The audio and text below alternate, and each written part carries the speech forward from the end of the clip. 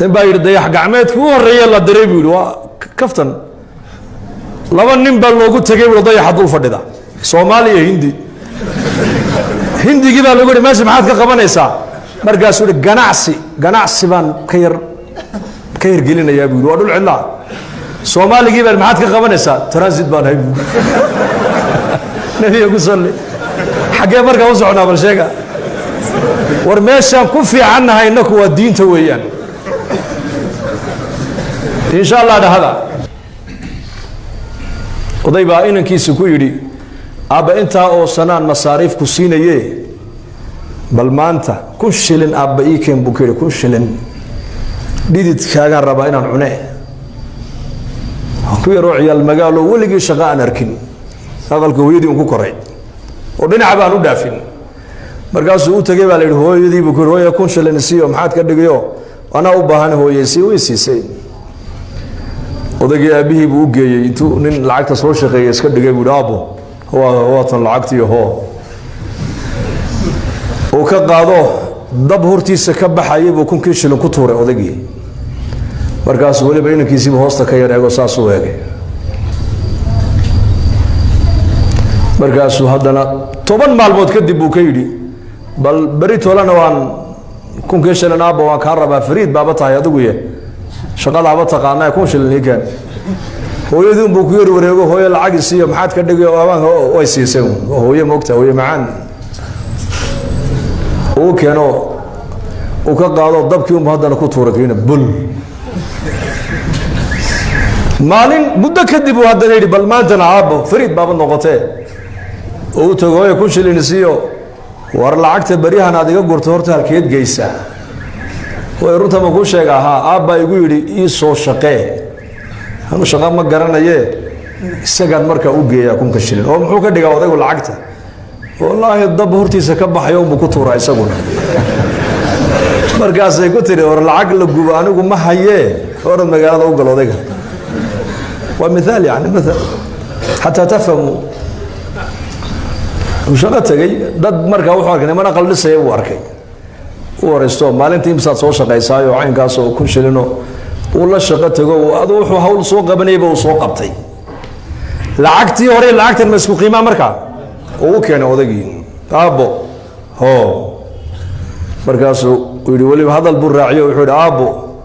lacagta dabka ka ilaalide nabiga sallallahu markaas uu yiri oo maxaa ku jaban buu hadaa ku tuura kuwii horeba sooniga gubayay ma yaaba tantii hore way ka duwan tahay tan waa dhidid baa ku baxay buu yiri waxaan u soo qaatay misalkaas shaygan marka uu maal iyo waqti iyo aqli iyo dadaal iyo ragnimo ay ka gasho ayaa qiimihiisa la gartaa marka diinta dadaalkeega diinta oo dadka la baraa waa dadaal diineed diinta oo dadka loogu soo baraarujiyo loogu yeedhaa waa dadaal diineed adiga la fahaantaada oo salaada jamca aad ku ilaalisaa waa dadaal reerkaaga iyo ubadkaaga oo diinta ilaahay aad ku tarbiyadaysaa kasbi xalaalana aad uga soo shaqaysaa waa jihaad waa dadaal waqtigaaga maalkaaga ardayga waqtigiisa inuu diinta barta ku bixinaya waa jihaad man kharaja fi talab al-ilm fa huwa fi sabil Allah hatta yarji'a maalkaaga waqtigaaga oo waqti yar ka soo goysa oo ilaahay dartii aad u baxdaa kolba tuulo kolba hayjad kolba kolba magaalo aad ilaahay dartii u baxdaa reerkaaga iyo ubadkaagana ay waxay kugu sii sugaan aad uga tagtaa waa dacwad waa jihaad reerkaaga dayac lagumana oran ninbaa nabiga u yimid oo awrkayga maan dabraa mise ilaahay baan u tala saartaa waxau nabigu ku yidhi awrkaaga dabro ilaahayna tala saaro markaad baxayso haddaad 4 bilood baxayso haddaad 2 bilood baxayso haddaad bil baxayso haddaad sanad baxayso reerkaaga mas-uuliyad baa kaa saarana waxay biil ka dhiganayeen meel u saar inaad cidlo kaga dhaqaaqdaa caqliguna ma aqbalayo sharciguna ma aqbalayo haddaad aragteen ood maqasheen mid la yidhi reerkiisiibuu kaga dhaqaaqay bilaa biil kaasi waa tartiibtii dacwaddu garab maree dacwaddoo dhan maaha sidaas ogaada tartiibtii dacwaddu ayuu yar garab maray dee qolo walba qaar yar mushadidiin noqdo oo iska leeyihiin soo ma oo yar nuura kaa u nuuray markaa laakiin manhajku ma qabo in reerka la dayaca ma qabo manhajku waa manhaju nubuwa wuxuu qabaa nebiga nin baa u yimid calayhi salaatu wasalaam wuxuu yaa rasuulallah inaan baxaan rabaa jihaadka waa cahdigii nebiga dagaalna waa loo baxayey markaasuu yidhi maxaad u baxaysaa ii sheeg wuxuu ihi jannaan doonayaa labadaadii waalid mid ma nool yihiin markaasuu yidhi hooyaa ka nool buu yidhi ma iyadoo kaa raalliya baad ka timiday mise iyadoo safarkaaga aan ka raalli ahayn may safarkayga ka raalli maahayn buu yidhi soo janno ma doonaysid haa alzim rijlayha uma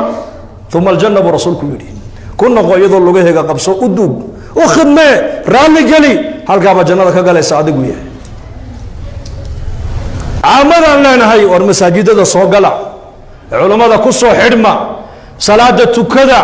naftiina tarbiyadeeya kaala ilaahay dartii jamaacadda u raaco naftaada soo islaaxi taajirka faqiirka hani oday iyo inan dhammaan ummadoo dhan diinta inaan ka shaqayno ilaahay baa noo doortay yaa inoo doortay huwa jtabaakum baa ilaahay yidhi huwa jtabaakum ilaahay baa na doortay muxuu ilaahay noo doortay marka inaad diinta ka shaqaysaa laguu doortay ma aha inaad caabid noqoto keliya laa cibaadadu aday gaar kuu tahay salaadiyo soonka iyo zakadiyo xashku aday gaar kuu yihiin laakiin waxaa ummadda anfacaya waa maxay waa dacwadiyo tacliinta ummadda anfacaysa diintana sidaa aan soo sheegnay adduunyada waa ka ducana waa lagu helaa diinta laakiin dadaal baa lagu helaa inaku laakiin waan bedilay maanta haddaan soomaali naho waxaan leenahay adduunyadu dadaal bay u baahan tahay waa ka adduunyada u soconno waanaka u dhoofayna waa kuwa dhallinyaradeenii badaha iyo saxraaga libiya ay u dhammaadeen iska daba wareeg wadannada gaalada beri annagoo joogna ayaan mid baan ku nidhi war ilaahay dartii noo raac 2 bilood oo na raac 40 cisho wuxuu yidhi niman yahow 22 sanaan joogay buu Yurub Denmark man 22 sano joogay shaqo la'aan bisaarad wadankana dhawaan soo galay buu yidhi haddaan shaqo raadinayaa niman yahow culumoy shaqo ilaahay weydiiyay shaqo yaro fiican buu yidhi annakii buu taalac noo raacayba إلا وأمضهم قري لقصة بوقتها مركزان هذا قبل كلام تجني نحن هلا مركز يسقون يجري دل كام مرايكا كواحد كنا ولا هاي تضبيه صد صنع بل تمام برين الرع والنفط هذا سوء إصلاحي وبالآخر هذا درين كيجي درين كي آخر إير قال إلهي الله سبحانه جوني مركز تضبيه صد صنع ودن كجوجا بوري haddaan maanta dhinta kafan ma haysta buuri waxa la ii sheegay buuri inuu Australia ka qaraxday Australia aanu dhoofayaayo qola nooli ururnayse culumay ducada igu dar buuri hayo waa kugu darnay socodna waa ka soo noqonay annagoo Dubai habeen marayna airportka Dubai ayaan islaan waxaan aragnay hooyo iska warrama ma Soomaaliyeed baa tahay Soomaaliyeed baana ma sha Allah geed ka timid hooyo inamadan wiilashan Australia ku dhasheeno wadanka noloshiisa ma fahmi weyno dalkoogiyo Soomaaliya ayaan ku celinayaa bay igu tiri marka ay soo duceeyaan kii dalka joogay xaq u socda wuxuu ku duceysay Ilaahu Yurub mari gali kii Yurub joogay Ilaahu maru Mareykan gali North America gali kii Mareykan joogay Australia ay gaarsi kii Australia joogayna noloshii waan garan weyno Soomaaliya ku soconna